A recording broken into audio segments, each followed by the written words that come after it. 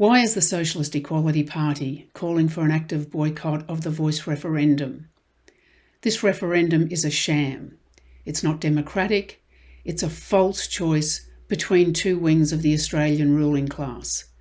The Australian unity it presents is false. There is not one nation, but two, the capitalist class and the working class, of which Aboriginal workers are the most oppressed. It's a lie that this will improve the plight of Aboriginal people. It's also a lie that the Voice is a grassroots demand. It was orchestrated in 2015 by then Liberal Prime Minister Abbott, Labor leader Shorten, and elite Aboriginal leaders. The Voice will be unelected, chosen from existing Aboriginal groups of privileged elites. It will function at the very heart of the capitalist state, this same state that carried out the crimes against Indigenous communities and is responsible for the dire poverty and inequality now. It cynically appeals to widespread concern over the suffering of Indigenous people. It is to rewrite the filthy history of Australian capitalism in order for it to better act as the US spearhead in Asia and the Pacific for war against China. The act of boycott is not abstentionism. It charts an independent political path for all workers and young people, irrespective of race. The SEP opposes both no campaigns, the official and progressive no. The differences between the yes and no camps are purely tactical. For yes, the Voice will strengthen the state. No opposes it because they fear it won't.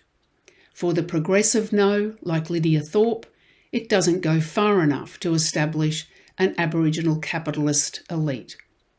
Workers should reject the racialist identity politics advanced by both camps.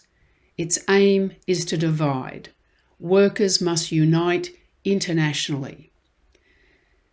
The referendum is a diversion, while the government and the capitalist class proceed with its real agenda.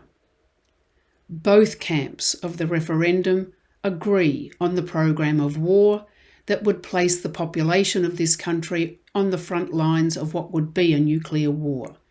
They all agree the working class must pay for such a war through austerity and with its life.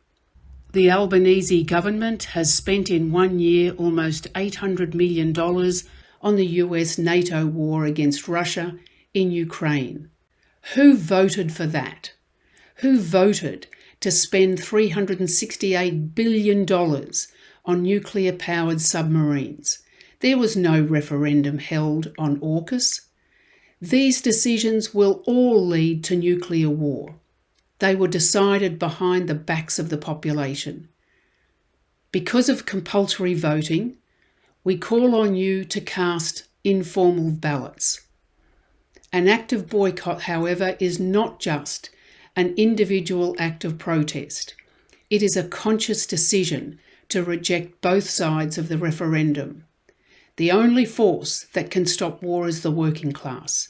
The only force that can end oppression and inequality is the working class, but it must be armed with a conscious revolutionary program against capitalism and for a socialist perspective.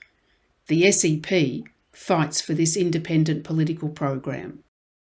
Authorised by Cheryl Crisp for the Socialist Equality Party, Suite 906, 185 Elizabeth Street, Sydney, New South Wales, 2000.